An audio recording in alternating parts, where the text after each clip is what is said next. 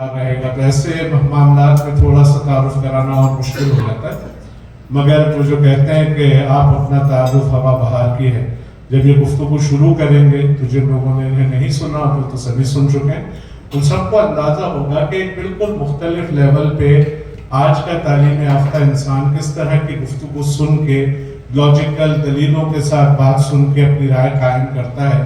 اس طرح کے لوگوں کے ہمارے معاشرے کو، جب میں معاشرہ کہتا ہوں تو مجموعی طور پہ عالم اسلام کو بہت ضرورت ہے، اور اس کو پورا کرنے والے جو چند لوگ موجود ہیں اس وقت دنیا میں، ان میں انیق احمد ایک بہت اہم صرف اس پروگرام کے لیے یہاں پہ تشریف لائے، اور پرسوں ان کی دوبارہ روانگی ہے یو ایس اے کے لیے، کیونکہ وہاں بہت سارے پروگرام ان کے لائن اپ ہیں۔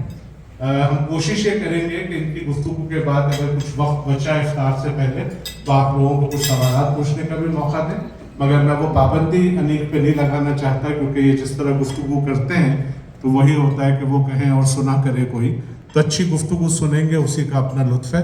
میں ملتمس ہوں انیق احمد صاحب سے کہ تشریف لائیں اور آپ سے مخاطب ہوں۔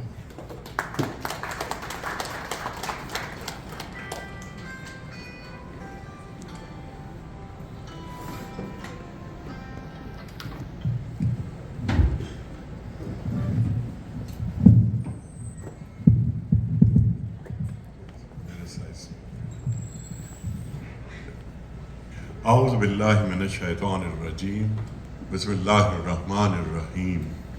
ان اللہ وملائکتہ یصلون علی النبی یا ایہا الذین آمنوا صلوا علیہ وسلموا تسلیما۔ اللہم صلی علی سیدنا و نبینا و شفیعنا و مولانا محمد وعلی آل محمد وبارک وسلم۔ یا ایہا الذین آمنوا کتب علیکم الصیام کما کتب علی الذین من قبلکم لعلکم تتقون۔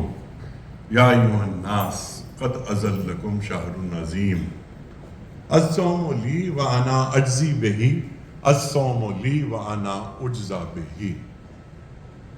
محترم خواتین و حضرات، میں سب کا بڑا ممنون ہوں، خاص طور پر اپنے قدیم دوست عرفان ستار کا، میمن سپر مارکیٹ کا، تمام حضرات جو تشریف لائے ہیں۔ جیسے عرفان نے کہا کہ اپنا قیمتی وقت آپ نے دیا، آپ یہاں آئے، کچھ بات کریں گے قرآن کی، صاحب قرآن کی، اور یہ بڑی اہم بات عرفان نے کہی کہ قرآن کو جوڑیں گے ذرا عہد حاضر سے، نئے مسائل کیا ہیں، قرآن پرانا کیوں نہیں ہوتا، شریعت پرانی کیوں نہیں ہوتی، تا قیامت ذہن انسانی کی امامت قرآن کریم کیسے کرتا ہے۔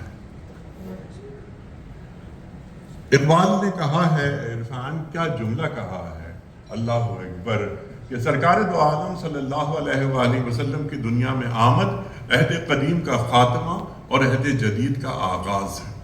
اب یہ عہد قدیم کا خاتمہ کون سا عہد قدیم کا خاتمہ اور کون سے عہد جدید کا آغاز، کچھ بات اس پہ کریں گے، کچھ بات میں چاہتا ہوں ذرا پہلے قرآن، نزول قرآن، رمضان کا مہینہ، اس کے حوالے سے بات کر لیتے ہیں، اور کچھ وقت بچا تو کوئی سوال آپ کی جانب سے آئے گا تو مجھے بہت خوشی ہوگی۔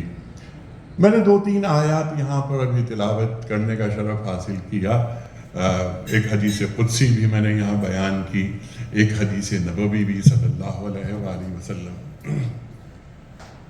30 شعبان ہے، اللہ کے رسول صلی اللہ علیہ وآلہ وسلم ایک خطبہ ارشاد فرما رہے ہیں، یا ایھا الناس قد اذلکم شہر عظیم، اے لوگو، اے عالم انسانیت، ایک عظیم مہینہ تم پر سایہ فگن ہونے والا ہے۔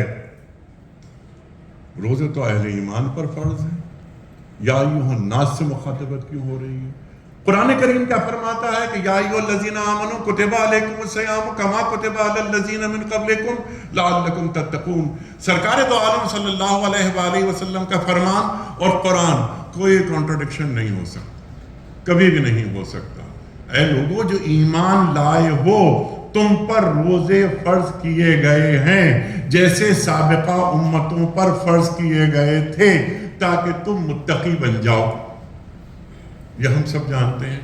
تو یا ایھا الناس قد اذلکم شہر عظیم، ایک عظیم مہینہ تم پر سایہ فگن ہونے والا ہے اے انسانیت، جس میں قرآن نازل ہوا، جس میں شب قدر ہے، جس میں رحمت، مغفرت، آتش دوزخ سے نجات، یہ 3 عشرے ہیں۔ اللہ اکبر، ایک رات ایسی آتی ہے کہ جو 1000 مہینوں کی عبادت سے افضل ہے، جس میں نفل کا ثواب فرض کے برابر، فرض کا ثواب 70 فرضوں کے برابر، وغیرہ وغیرہ، یہ تمام گفتگو ہو رہی ہے اور امت کو تعلیم کی جا رہی ہے۔ امت صحابہ بیٹھے ہوئے ہیں، یہ اہل ایمان ہیں، یہ اہل ایمان ہیں۔ یا ایھا الناس، یا ایھا الذین آمنوا، ایمان والے ہی روزے رکھیں گے، لیکن یا ایھا الناس کہہ کر یہ ذمہ داری اہل ایمان پر اللہ تعالی نافذ کر رہا ہے کہ دیکھو روزے اہل ایمان رکھیں گے، لیکن جو لوگ اب تک روزے نہیں رکھ رہے انہیں روزے رکھوانا اہل ایمان کا کام ہے۔ سرکار دو عالم صلی اللہ علیہ وآلہ وسلم نے اپنی پوری حیات مبارکہ میں صرف ایک حج فرمایا، خطبہ حجۃ الوداع، ہم سب جانتے ہیں، پڑھتے ہیں۔ 1,24,000 صحابہ، حجاج، اہل ایمان موجود ہیں، اور جب اللہ کے رسول صلی اللہ علیہ وآلہ وسلم ان سے مخاطبت فرما رہے ہیں، خطبہ ادا فرما رہے ہیں، آپ فرما رہے ہیں ایھا الناس، ایھا الناس، ایھا الناس۔ یہ مائک سسٹم نہیں، کوئی ساؤنڈ سسٹم نہیں، بات آگے بڑھ رہی ہے، لیکن سوال یہ ہے جسٹس صاحب کہ جناب والا یہ ایھا الناس کو کہا جا رہا ہے؟ دیکھو یہ ہم نے تم کو یہ خطبہ بیان کر دیا، خطبہ کیا ہے؟ یہ عالمی وصیت ہے، اور آپ کا فرمان ہے اللہ اکبر، فَلْيُبَلِّغُ الشَّاهِدُ الْغَائِبُ، جو یہاں موجود نہیں ہے اس تک یہ بات پہنچا دی جائے، کیونکہ بعض دفعہ ایسا ہوتا ہے کہ جس تک بات پہنچائی جاتی ہے وہ بات پہنچانے والے سے زیادہ بات صلاحیت ہوتی ہے۔ اللہ اکبر۔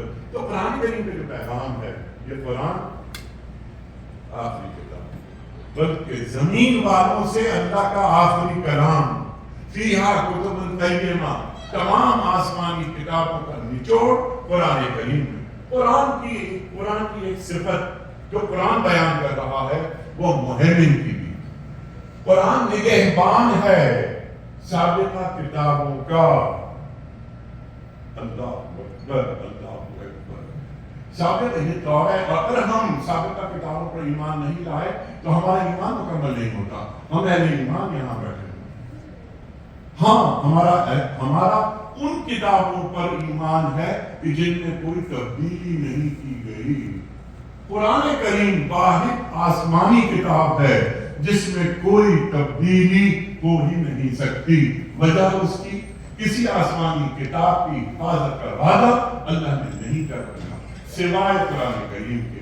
اِنَّا نَحْنُ نَزَّلْنَا الذِّكْرَ وَإِنَّا لَهُ لَحَافِظُونَ، ہم نے اس ذکر کو نافذ کیا، نازل کیا، ہم ہی اس کی حفاظت کے ذمہ دار ہیں۔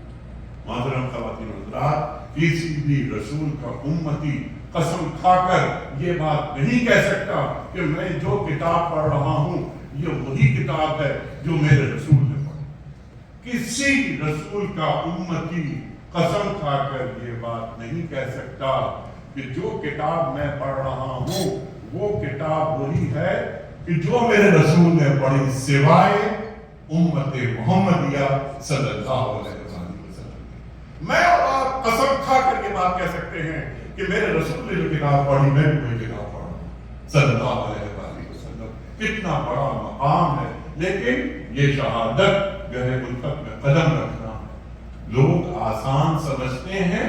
مسلمان ہونا، یہ مسلمان ہونا ہماری کو ذمہ داری ہے، چونکہ گویا مسلمانم بلرزم کہ دانم مشکلات لا الہ۔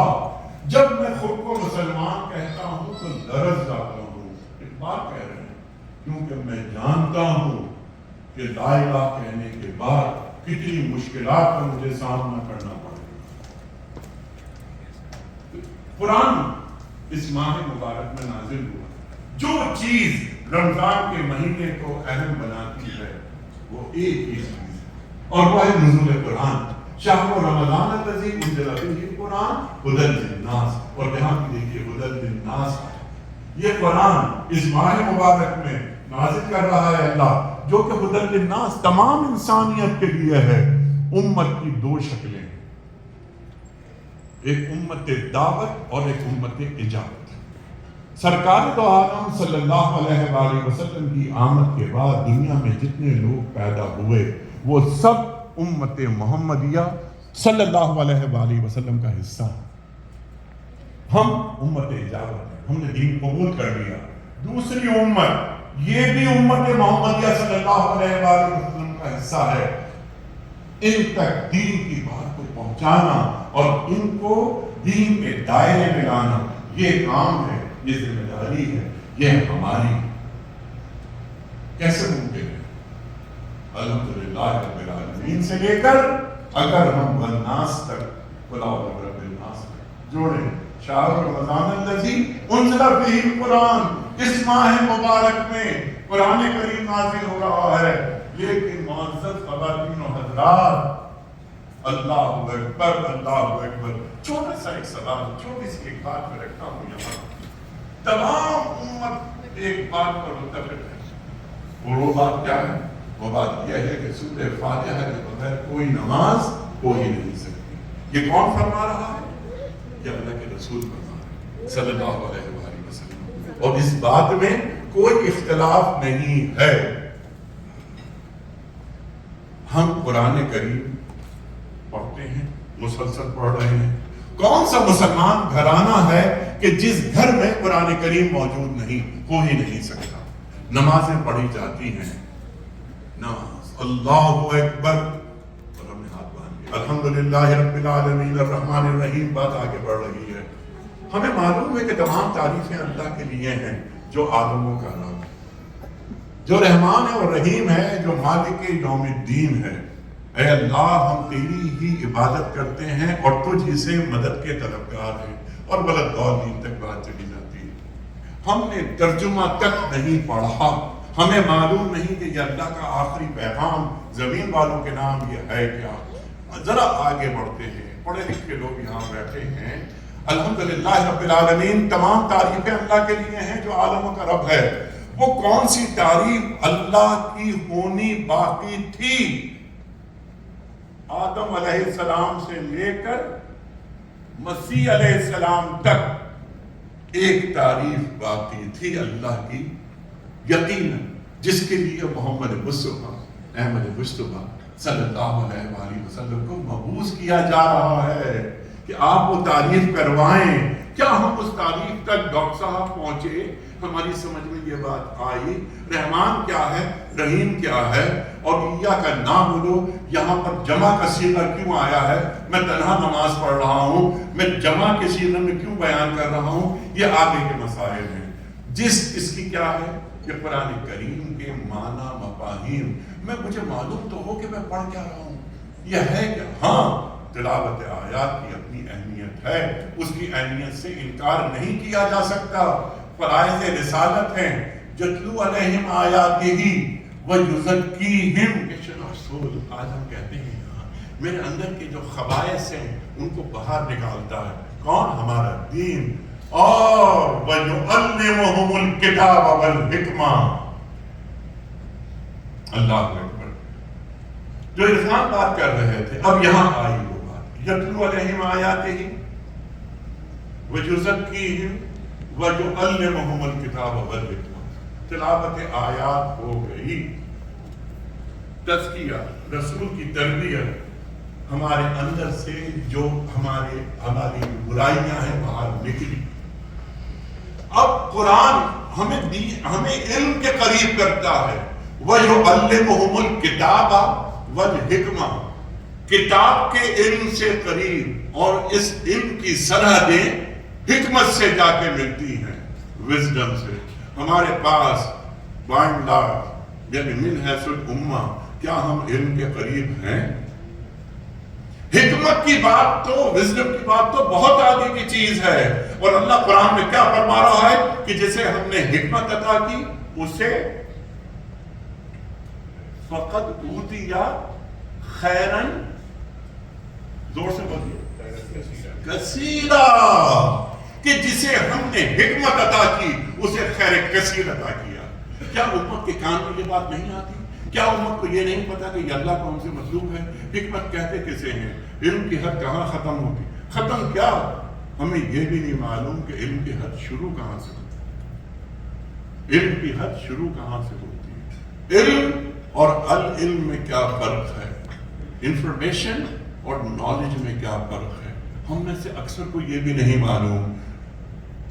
قرآن، پہلے قرآن کی آیت میں لاتا ہوں، انما یخشی اللہ من عبادہ العلماء. قرآن فرما رہا ہے سورہ فاتر میں اللہ کی خشیت صرف ان دلوں میں ہوتی ہے جو صاحبان علم ہوتے ہیں. اللہ اکبر. اور یہ علماء سے مراد قرآن و حدیث کے علماء نہیں. یہ بات ہو رہی ہے رنگوں کی، پھولوں کی، پتوں کی، یعنی باٹنسٹ کی، جو ریفرنس ٹو کانٹیکسٹ جو بات چلتی ہوئی آ رہی ہے وہ ان کی بات ہو رہی ہے. یہ وہ علماء ہیں. اللہ فرماتا ہے کہ جن کے دلوں میں اللہ کی خشیت ہوتی ہے وہ صاحبان علم ہوتے ہیں. سرکار دو عالم صلی اللہ علیہ وآلہ وسلم کی محفل ہے. ایک سوال ارشاد فرمائیے، سرکار دو عالم صلی اللہ علیہ وآلہ وسلم یہ فرمائیے کہ علم کسے کہتے ہیں؟ اب سوال دیکھیں کہ علم کسے کہتے ہیں؟ اللہ کے رسول صلی اللہ علیہ وآلہ وسلم فرماتے ہیں کہ العلم مخافت اللہ. علم خدا خوفی کا نام ہے. علم خدا خوفی کا نام. کیا یہ کون فرما رہا ہے؟ جن پر ہماری جانیں قربان، جن پر ہماری جانیں قربان. قرآن کی بات ہو رہی ہے. ایک اگر ورق یہاں گر گیا نا ہم سب کے لیے ایک مصیبت. ہم اسے اٹھا کے چومیں گے، سر پہ رکھیں گے، لیکن اس ورق میں لکھا ہوا کیا ہے؟ چند آیات میں پیش کرتا ہوں، پھر جوڑتے ہیں کہ اللہ تعالیٰ کا سبب تسخیر کائنات کیا ہے. ہمارے مسائل الجھا دو ہمیں کن چکروں میں. ہاتھ یہاں باندھنا ہے، ہاتھ یہاں باندھنا ہے، یا ہاتھ کھول کے نماز پڑھنی. سرکار دو عالم صلی اللہ علیہ وآلہ وسلم نے ہاتھ یہاں بھی باندھے، آپ نے ہاتھ یہاں بھی باندھے، آپ نے ہاتھ کھول کر بھی نماز پڑھی. سرکار دو عالم صلی اللہ علیہ وآلہ وسلم کی ہر ادا کو اللہ نے قیامت تک کے لیے محفوظ کر دیا. میرا مسئلہ یہ نہیں ہے، بلکہ ہمارا مسئلہ یہ ہونا ہی نہیں چاہیے کہ ہاتھ کہاں باندھا جا رہا ہے.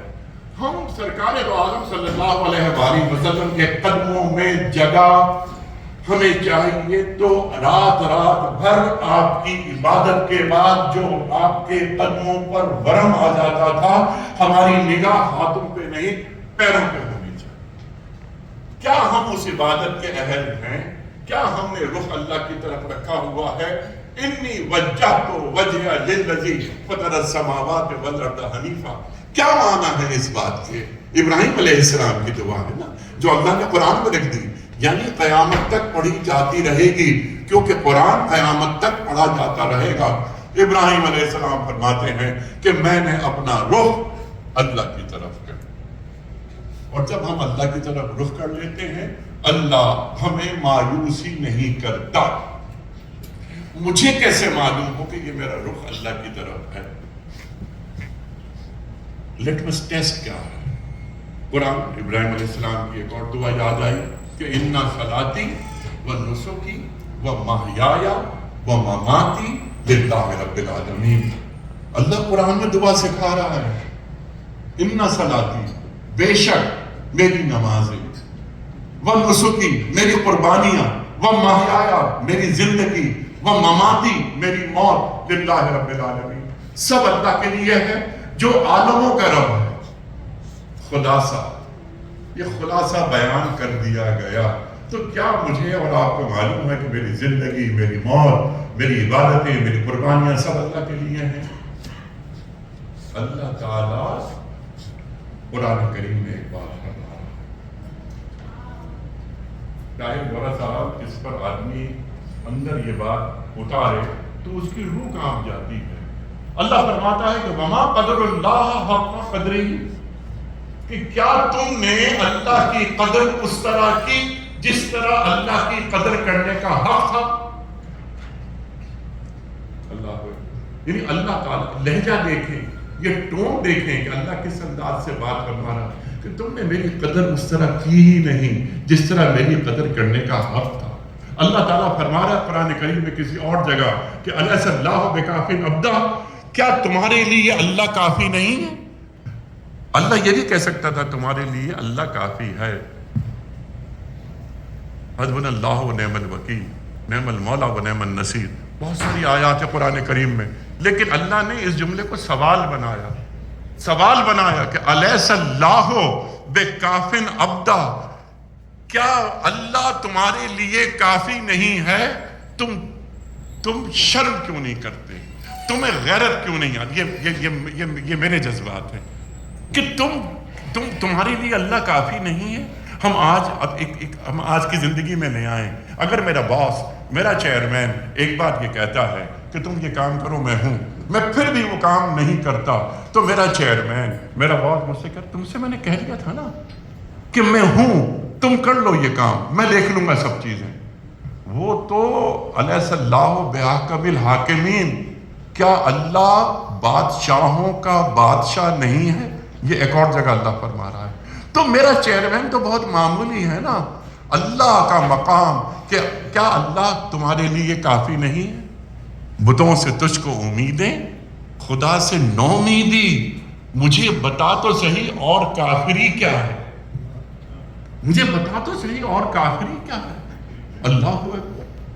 تو سجدے ہمارے ہو رہے ہیں، بہترین کام ہے، لیکن جب غزوہ بدر ہو رہی تھی نا، اگر اس وقت کوئی قرآن کریم پڑھ رہا ہوتا مسجد نبوی میں بیٹھ کے صلی اللہ علیہ وسلم، اور وہاں پر درس قرآن ہو رہا ہوتا، تو وہ قبول کیا جاتا؟ کہ اللہ کے رسول صلی اللہ علیہ وسلم تو بدر کے میدان میں ہیں اور آپ فرما رہے ہیں کہ اگر آج یہ چلے گئے، یہ ختم ہو گئے، تو تیرا نام لینے والا کوئی نہیں رہے گا۔ اب سوال عرفان صاحب یہ ہے کہ اللہ کے رسول صلی اللہ علیہ وسلم یہ دعا مانگ رہے ہیں، تو آپ سے پہلے مسیحیت موجود، اس سے پہلے جوڈائزم موجود، اللہ کا تسلسل چلتا ہوا آ رہا ہے، پھر اللہ کے رسول صلی اللہ علیہ وآلہ وسلم کیوں یہ دعا مانگ رہے ہیں کہ اگر آج یہ 313 چلے گئے تو تیرا نام لینے والا کوئی نہیں رہے؟ دلیل اس بات کی ہے کہ اب قیامت تک جو تعارف اللہ کا ہوگا وہ وہی تعارف ہوگا جو محمد کرائیں گے صلی اللہ علیہ وآلہ وسلم، جس میں کوئی آلودگی نہیں ہوگی، توحید خالص ہوگی۔ تو اللہ تعالیٰ فرماتا ہے اچھا تم نے مجھ پہ بھروسہ کیا، الیس اللہ بکاف عبدہ، اللہ اکبر، وما قدر اللہ علی قدرہ، وما قدر اللہ، اللہ اکبر، اللہ اکبر۔ ہم قدر کر رہے ہیں اللہ تعالیٰ کی یا نہیں؟ میرے اندر ایک ٹیسٹر ہے، میرے سامنے قرآن کریم ہے، میں قرآن کریم کے آئینے میں اپنی شکل دیکھتا ہوں، اور اگر میری شکل بھدی ہے تو قرآن کریم سے میرا کوئی تعلق نہیں۔ ہاں قولی اقرار ہے، عملی انکار ہے، یہ تعلق ہے، یہ تو قرآن سے تعلق، اللہ سے تعلق، اللہ کے رسول سے تعلق صلی اللہ علیہ وسلم، یہ تو بڑی چیزیں ہیں۔ مثال کے طور پہ چھوٹی سی چیز، میری ماں گھر پہ ہے اور بستر پر ہے، وہ یہ چاہتی ہے کہ میں 15 منٹ کے لیے اس کا ہاتھ اپنے ہاتھ میں لے کر بیٹھوں، اس سے باتیں کروں۔ میں اپنی ماں سے محبت کا اظہار کرتا ہوں، بڑے بڑے جملے بیان کرتا ہوں، لیکن میرے پاس وقت نہیں ہے۔ وہ کہتی ہے میرے پاس آ کے بیٹھ جاؤ۔ میرے بوڑھے والد ہیں، وہ کہتے ہیں آ کے بیٹھ جاؤ، میں اپنے کاروبار میں لگا ہوا ہوں۔ قولی اقرار، عملی انکار۔ اور جب میں اللہ کے سامنے کھڑا ہوتا ہوں، جو اللہ فرماتا ہے کہ سجدہ کرو اور میرے قریب آ جاؤ، تو کیا میں اپنی زندگی میں بلال صاحب آج تک وہ ایک سجدہ کر سکا ہوں کہ میرے دل سے یہ آواز آئی ہو ہاں یہ وہی سجدہ ہے جو اللہ کو مطلوب تھا، ہاں یہ وہی سجدہ ہے. کیا میرے اندر سے آواز آئی؟ عبادت میں اور عادت میں فرق ہونا چاہیے. حضرت علی کرم اللہ وجہہ کا ایک قول ہے، اس عبادت میں کوئی بھلائی نہیں جس میں غور و خوص نہ ہو. کیا ہم نے عبادت یہ اللہ اکبر، کیا مطلب ہے اللہ اکبر کا؟ اللہ سب سے بڑا ہے؟ نہیں، اللہ ہی سب سے بڑا ہے. یہ 5 وقت کی اذان کی آواز کیوں اللہ بار بار سنواتا ہے ہمیں؟ اللہ کیوں یہ بتاتا ہے ہمیں کہ اشہد ان لا الہ الا اللہ، اشہد ان محمد رسول اللہ. شہادت گواہی دی جا رہی ہے. علی صاحب شہادت حاضر میں ہوتی ہے، غائب میں نہیں ہوتی.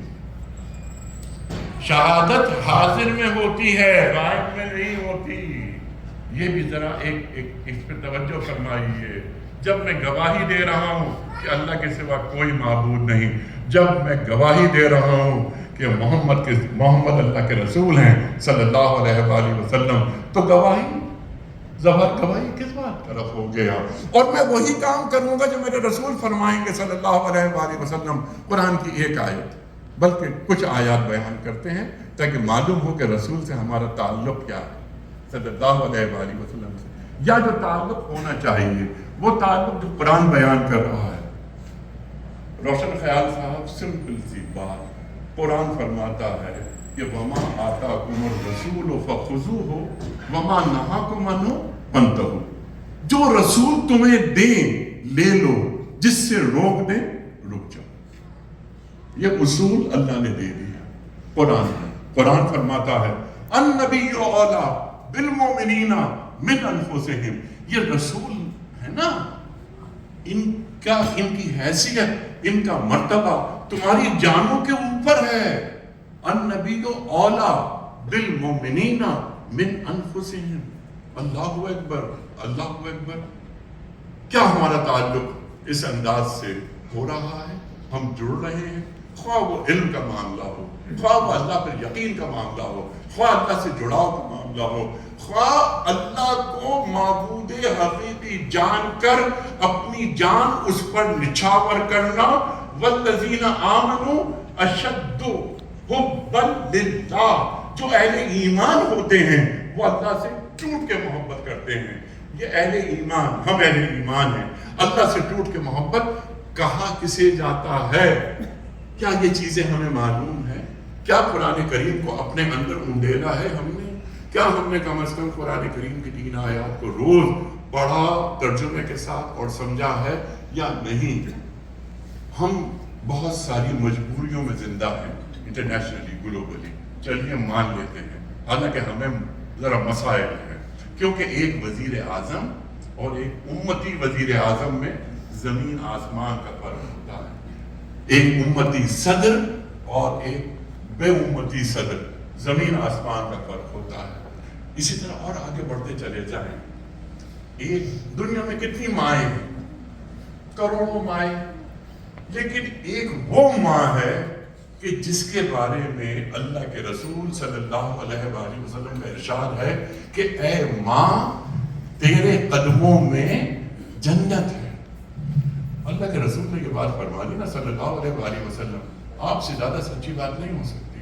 آپ صادق ہیں. یہ امتی ماں ہے. یہ امتی ماں اپنے بچوں کی تربیت اس انداز سے نہیں کر سکی خدا نہ خواستہ جس طرح اللہ کے رسول صلی اللہ علیہ وآلہ وسلم تربیت چاہتے تھے. اور اگر وہ بچہ جہنم میں جا رہا ہے تو جس ماں کو اللہ کے رسول صلی اللہ علیہ وآلہ وسلم کی شفاعت درکار ہے اسے یقین ہے کہ کوثر پر اللہ کے حضور صلی اللہ علیہ وآلہ وسلم ہمارے رسول کھڑے ہوئے ہوں گے اور ہمیں چھڑا کے لے جائیں گے. وہ اس ماں سے پوچھ سکتے ہیں کہ تیرے قدموں میں نے جنت رکھی تھی، تیرے ہوتے ہوئے تیرا بیٹا یا بیٹی جہنم میں کیسے جا رہے؟ رسول پوچھ سکتے ہیں. ہماری جانیں آپ پر قربان، لیکن کوئی ذمہ داری بھی ہے. ہم یہ چاہتے ہیں کہ ہماری اولاد ہمارے بارے میں دعائیں مانگے. قرآن کی دعائیں، رب ارحمہما کما ربیانی صغیرا. یہ قرآن کی دعا ہے. اللہ فرما رہا ہے، قرآن میں فرما رہا ہے، اللہ اکبر اللہ اکبر. کیا فرما رہا ہے؟ وبالوالدین احسانا. اور یہ احسان اردو والا نہیں ہے. وبالوالدین، اپنے والدین کے ساتھ وہ سلوک کرو کہ اس سے اچھا سلوک ہو ہی نہیں سکتا. وہ ہے وہ درجہ احسان ہے. یہ احسان نہیں میں نے کوئی احسان آپ پہ کر دیا یا آپ نے مجھ پہ کر دیا. قرآن فرما رہا ہے. اب یہ دیکھیے کیا بات. قرآن اپنا مقام کہاں رکھ، اللہ اپنا مقام کہاں رکھ رہا ہے اور والدین کا مقام کہاں رکھ رہا ہے. دونوں کو برابر لے کر آ رہا ہے. انشکر لی ولوالدیک، میرا شکر ادا کرو اور اپنے والدین کا. دونوں کو برابر کر دیا گیا. تو یہ والدین یعنی یہ اب یہ ربنا ہب لنا من ازواجنا و ذریاتنا قرۃ اعین واجعلنا للمتقین اماما. کیا ہم نے یہ دعائیں سکھائیں یا ہم اپنے بچوں کے لیے دعائیں کر رہے ہیں؟ روزانہ کی بنیاد پر ہمیں یہ دعائیں اللہ تعالیٰ سکھاتا ہے. اللہ تعالیٰ قرآن کریم میں ہم سے فرماتا ہے، اے لوگوں یا ایھا الذین آمنوا قوا انفسکم واہلیکم نارا، اپنے آپ کو اور اپنے اہل عیال کو جہنم کی آگ سے بچاؤ.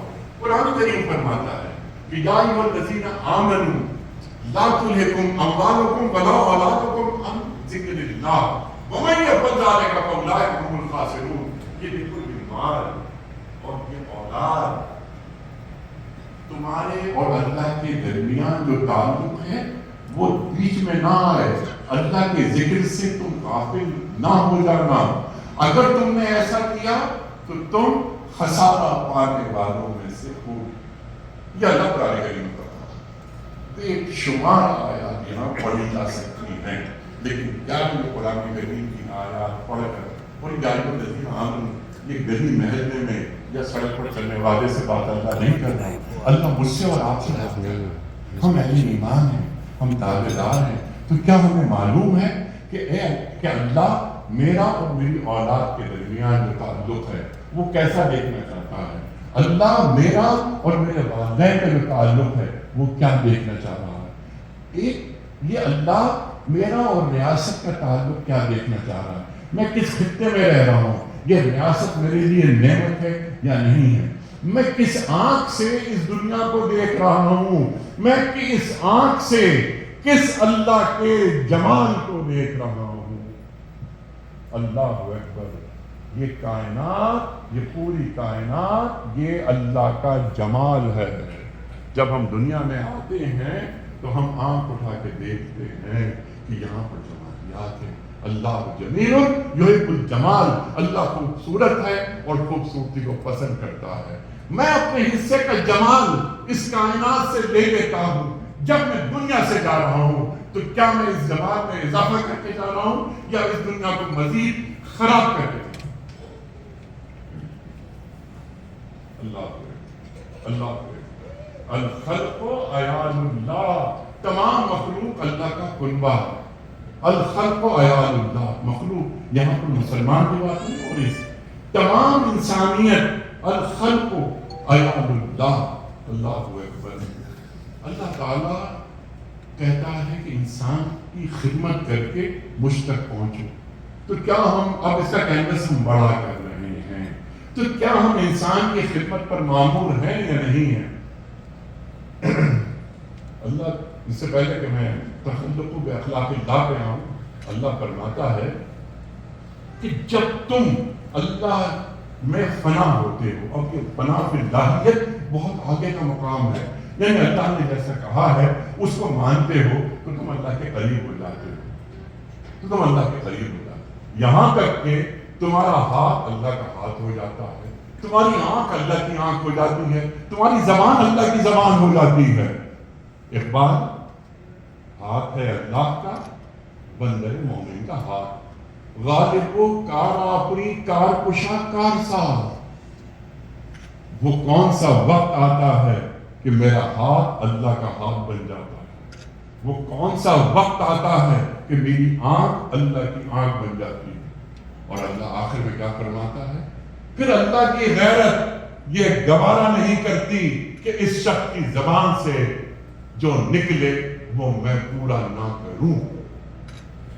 اللہ کی غیرت یہ گوارا نہیں کرتی. اور اللہ کی غیرت سے بڑی غیرت کس کی ہو سکتی ہے؟ من اصدق من اللہ قیلا، اللہ تعالیٰ سے زیادہ سچا کوئی نہیں ہے. یہ قرآن کریم فرما رہا ہے. تو قرآن کریم ہمیں باوقار انداز میں جینا سکھاتا ہے کہ وقار کے ساتھ کیسے جیا جاتا ہے. قرآن ڈوز اور ڈونٹس کم از کم اتنا تو کر لیا جائے کہ اللہ اور اللہ کے رسول صلی اللہ علیہ وآلہ وسلم جہاں مجھے دیکھنا چاہتے ہیں میں وہاں نظر آؤں، جہاں مجھے دیکھنا نہیں چاہتے میں وہاں سے غیر حاضر نظر آؤں. آخری بات میں چاہتا ہوں کہ یہ عرض کر دوں آپ کی خدمت،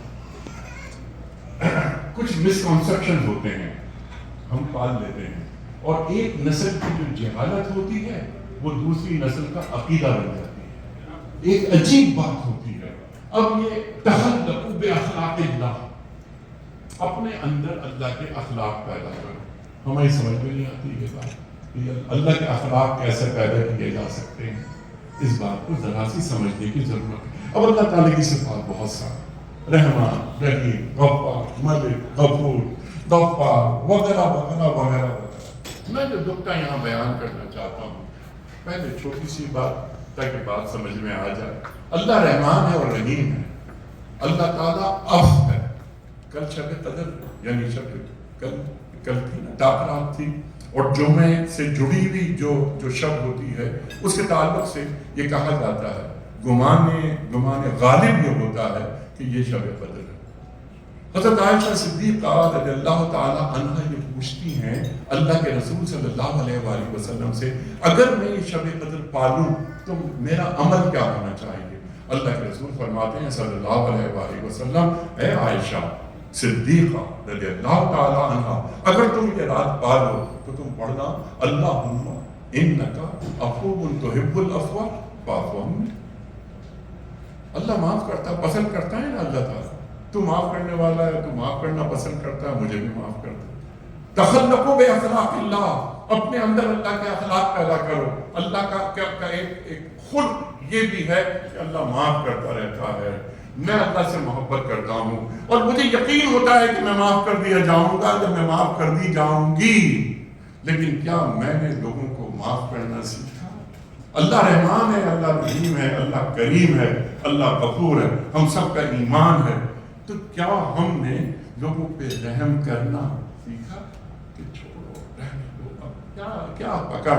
اور اگر ہم اس کے ساتھ یہ بھی دعا مانگ لیں کہ اے اللہ اس نے غلطی کی ہے، میں سزا دے سکتا ہوں، لیکن تیری خوشنودی حاصل کرنے کے لیے میں بدلہ نہیں لے رہا. تو منتقم ہے. اللہ کی ایک صفت منتقم کی بھی ہے.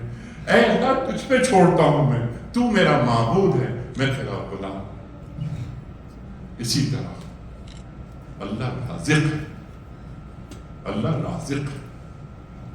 ہم سب کا ایمان ہے اللہ وہاں سے بھی رزق ہمیں دے دیتا ہے کہ جہاں ہم گمان بھی نہیں کر سکتے. ہم ایک جگہ بیٹھے ہوئے ہیں، میرے اندر 5 افراد ہیں یا 5,000 افراد ہیں یا 50,000 افراد ہیں. میں ان کی رزق کی فراہمی کا سبب بن رہا ہوں. میں کس جگہ بیٹھا ہوں؟ اللہ یہ کام، کیونکہ وہ تو رزاق ہے، اللہ یہ کام کسی اور سے بھی لے سکتا تھا، لیکن اے اللہ تیری مجھ پر کتنی کرم نوازی، کتنا فضل اور تیری رحمت مجھ پر ہے کہ تو نے اس کام کے لیے مجھے منتخب کیا، میرے ذریعے لوگوں کو رزق مل رہا ہے. تو تخلقوا باخلاق اللہ، میرے اندر اللہ کے اخلاق ہونے چاہیے، میرے اندر اللہ کے اخلاق ہونے چاہیے. اللہ کے رسول صلی اللہ علیہ وآلہ وسلم سے پوچھا گیا علیہ وآلہ وسلم کہ اللہ والا کون ہوتا ہے؟ اللہ والا، حلیمہ بھابی پوچھا گیا، صحابی نے سوال کیا کہ اللہ والا کون ہوتا ہے؟ اللہ کے رسول فرما رہے ہیں صلی اللہ علیہ وآلہ وسلم، اللہ والا وہ ہوتا ہے کہ جسے دیکھ کے اللہ یاد آ جائے، جسے دیکھ کے اللہ یاد آ جائے. تو ہم اس سوسائٹی میں، کسی بھی سوسائٹی میں رہ رہے ہوں، ہم ملتے ہیں لوگوں سے، بزرگوں سے، ہم یہ سوال کریں کہ ہم اس آدمی سے ملے، یہ متقی ہے، یہ پرہیزگار ہے، یہ دیندار آدمی ہے، کیا اسے دیکھ کے ہمیں اللہ یاد آیا؟ ایک غیر ملکی وفد آیا، انہوں نے پوچھا آپ کی کتاب کون سی ہے؟ یہ جو کمپائلیشن ہوئی یہ تیسرے خلیفہ کے زمانے میں، اس سے پہلے اوراق تھے، کتابی شکل میں نہیں تھی، یہ ہم سب جانتے ہیں۔ تو جب اس وقت میں سے کسی نے سوال کیا کہ اچھا ہم تو آپ کے پاس آئے ہیں آپ کے دین کو جاننے کے لیے، آپ کی کتاب کون سی ہے؟ حضرت ابو ہریرہ رضی اللہ تعالیٰ عنہ سامنے سے گزر رہے تھے، صحابی نے کہا یہ ہے ہمارا قرآن، یہ ہے ہمارا قرآن۔ پھر وہ اقبال یاد آتے ہیں، اقبال تو فرماتے ہیں نا کہ میری شاعری قرآن کریم کے سمندر سے اٹھنے والی موجوں کا نام، یہ راز کسی کو نہیں معلوم کہ مومن قاری نظر آتا ہے، حقیقت میں ہے قرآن۔ تو چلتا پھرتا قرآن۔ حضرت عائشہ کا قول یاد آیا رضی اللہ تعالی عنہ کا کہ کانا خلقہ القرآن، آپ کا اخلاق قرآن، آپ مجسم قرآن، آپ چلتے پھرتے قرآن۔ یہ تو رمضان کا مہینہ، یہ ماہ مبارک اللہ تعالیٰ کو اللہ تعالیٰ سے مانگنے کا مہینہ۔ اے اللہ میں تیرے قریب آنا چاہتا ہوں، اے اللہ میں تجھ سے مانگنا چاہتا ہوں، تجھے پانا چاہتا ہوں، تو مجھے قبول کر لے۔ دو صورتیں ہوتی ہیں روشن خیال صاحب، دو صورتیں ہوتی ہیں، بلکہ قرآن کریم تو نفس امارہ، نفس لوامہ، نفس مطمئنہ کی بات کرتا ہے۔ میں آخری بات یہاں کہہ کر اپنی بات مکمل کرتا ہوں۔ نفس مطمئنہ، یا ایتھا النفس المطمئنہ ارجعی الی ربک راضیۃ مرضیہ فادخلی فی عبادی وادخلی جنتی۔ نفس مطمئنہ، جب ہم اللہ کی طرف جا رہے ہیں، ہمیں لوگوں سے لینا ہے، دینا نہیں ہے۔ جب ہم دنیا سے گئے اللہ کے سامنے ایسے پہنچیں گے ہلکے پھلکے انداز میں کہ ہمارا ہی نکلتا ہوگا لوگوں کی طرف، لوگوں کا نہیں نکلتا ہماری طرف۔ یا ایھا النفس المطمئنہ ارجعی الی ربک راضیۃ مرضیہ، تم اپنے رب کی طرف اس طرح جاؤ کہ تم اپنے رب سے راضی اور تمہارا رب تم سے راضی، تم رب سے راضی، رب تم سے راضی۔ اللہ کیا فرمایا؟ فادخلی فی عبادی، میرے بندوں میں داخل ہو جاؤ۔ سورہ فجر یہاں مکمل ہوتی ہے، ذرا غور فرمائیے، یہاں عباد نہیں کہا گیا، یہاں عبادی کہا گیا، میرے بندے۔ فادخلی فی عبادی، میرے بندے، وہ میرا معبود ہے، وہ میرا اللہ ہے۔ ہم کہتے ہیں اللہ یہ کہے کہ تو میرا بندہ ہے، بات بدل گئی۔ میں کہتا ہوں کہ عرفان ستار میرے دوست ہیں، کیا اس بات کو عرفان ستار کہہ رہے ہیں کہ انیب میرا دوست ہے؟ بات بدل جاتی ہے۔ اللہ فرما رہا ہے کہ میرے بندے میری جنت، تم اس میں داخل ہو جاؤ۔ اللہ تعالیٰ کتنا بڑا وعدہ کر رہا ہے کہ کیا نفس مطمئنہ کا حصول ہو رہا ہے؟ کیا ہم آج کے عقلی معیارات کے مطابق، آج کے دین پرانا نہیں ہوتا، دین کا پانی بہت شفاف ہے، دنیا کے ہر رنگ کو اپنے اندر جذب کر لیتا ہے۔ تو کیا ہم دنیا میں اس وقت جو مسائل ہیں بڑے بڑے، ان سوالات کے جواب دینا تو دور، ان سوالات کو سمجھنے کی بھی صلاحیت رکھتے ہیں؟ آج سوالات اٹھتے ہیں، نئے نئے سوالات، وقت نہیں ہے بیان کرنے کا۔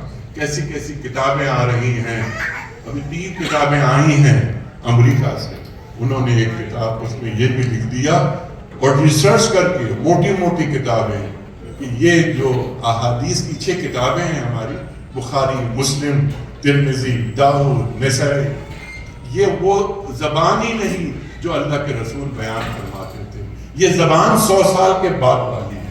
آئیے جواب دیں، مطمئن کریں، آج اپنے بچوں کو ہم مطمئن کریں۔ ہمارے وہ بچے سوالات اٹھانے لگے ہیں، 25 سال بعد، 50 سال بعد دنیا تبدیل ہوتی رہے گی، سوالات نئے آتے رہیں گے، لیکن کیا ہمارا ذہن اتنا بالغ ہے؟ کیا ہمارا ذہن اتنا بالغ ہے؟ کیا ہماری سطح اتنی بلند ہے؟ دین آیا تمام فلسفوں کو اس نے ختم کر دیا. کیا ہمارے پاس کوئی غزالی ہے؟ کیا ہمارے پاس کوئی فارابی ہے؟ کیا دنیا اسلام میں یہ 2.25 کروڑ مسلمان، ان 2.25 کروڑ مسلمانوں میں سے کیا 10 مسلمان ایسے ہیں، ہمارے سائنٹسٹ، ہمارے ایجوکیشنسٹ، ہمارے انٹلیکچوئل جو ان کے جوابات دے سکے؟ ذہنی طور پہ کیا ہم بانجھ ہو گئے ہیں؟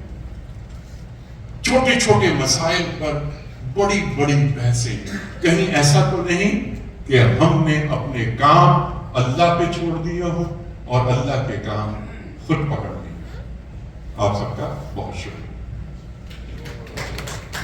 کوئی سوال اگر ہو تو بتا دیجیے گا. لوگ ٹیک ٹی وی ٹورانٹو سے ہیں.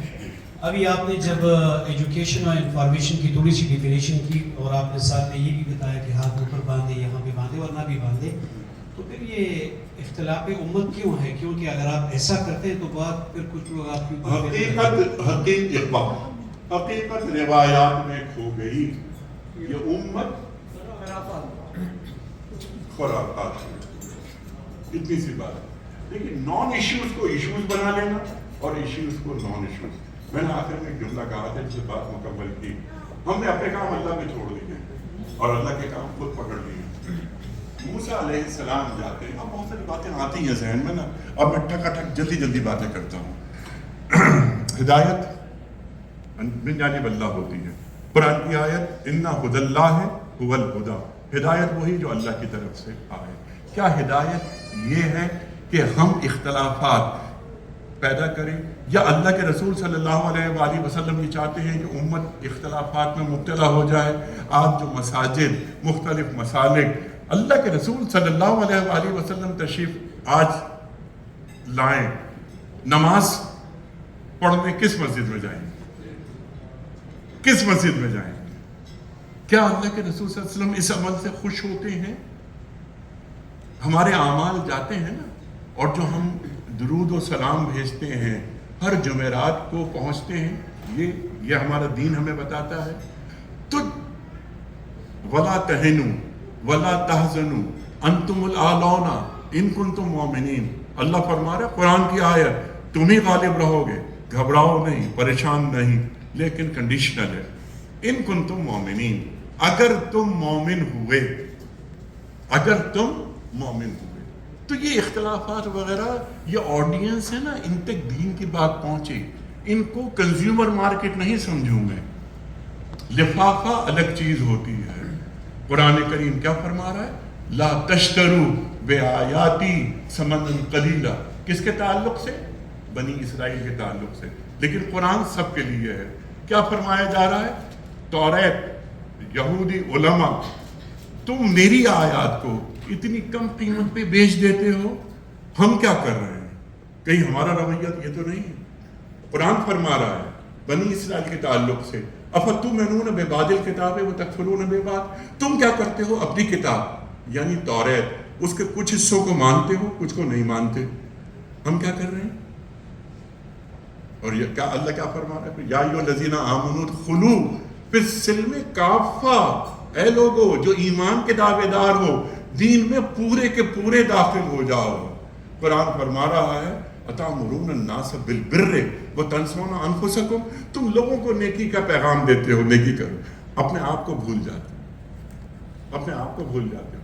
قرآن فرما رہا ہے کہ یا ایھا الذین آمنوا لما تقولون ما لا تفعلون کبر مقتا عند اللہ ان تقولوا ما لا تفعلون. اے لوگو جو ایمان لائے ہو، وہ بات کیوں کہتے ہو جس پہ تم خود عمل نہیں کرتے؟ اللہ کو یہ بات بہت ناگوار گزرتی ہے. میں نے ابھی کہا تھا قولی اقرار، عملی انکار. یہ منافق کی نشانی، یہ منافق کی نشانی. یہ تو اللہ کا معاملہ ہے نا. اگر میں آپ سے کہوں کہ میں آپ کا دوست ہوں، میں آپ کا دوست ہوں، میں آپ کا دوست ہوں، کہیں کوئی مصیبت بڑا وقت پڑے، آپ پیچھے مڑ کے دیکھیں، لوگ نظر آئیں اور میں نظر نہ آؤں، تو آپ کہیں گے تمہاری زبانی کلامی تمہاری گفتگو کی.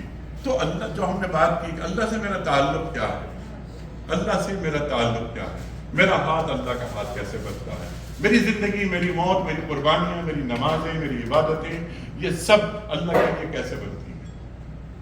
الیس اللہ بحکم الحاکمین کیا ہے؟ الیس اللہ بکافٍ عبدہ ہے کیا؟ جب ہم اپنے فوکس سے ہٹ جائیں گے نا، میں اگر کہوں، یقین سے کہوں کہ میں اس وقت نواب شاہ میں ہوں، آپ کہیں گے آپ کا خلوص بہت اچھا ہے، آپ مخلص آدمی ہیں، لیکن مجھے آپ کی عقل پہ شک ہے، آپ ٹورنٹو میں ہیں، یہ نواب شاہ نہیں۔ بس اتنی سی بات ہے۔ قرآن کریم کا جو ایسنس ہے، جو جسٹ ہے، اس کو اپنے اوپر نافذ کیا جائے، یہ قصے کہانیاں نہیں، اور اس میں ایک علمی سطح برقرار رکھی جائے۔ یہ مختصر بات میں نے آپ کی خدمت کی۔ شکریہ سر، تھینک یو۔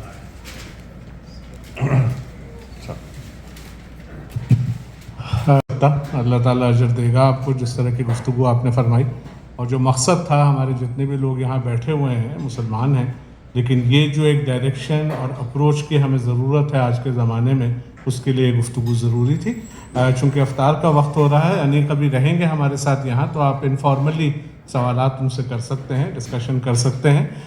اس حصے کے اختتام کے لیے میں درخواست کروں گا علی میمن سے اور اسد سے، اسد میمن ہمارے بزنس گروپ کے ڈائریکٹرز، کہ وہ اسٹیج پہ آ جائیں اور انیق کو ایک چھوٹا سا تحفہ اور گلدستہ پیش کریں، صرف ہماری طرف سے ایک ہدیہ۔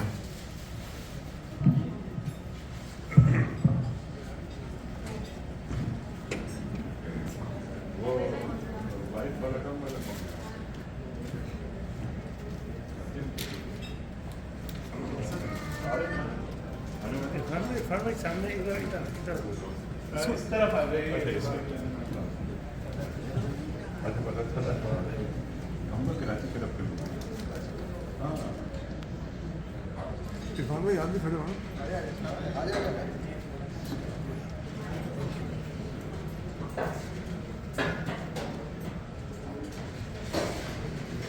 شکریہ سر، بہت شکریہ۔ ہاں جی،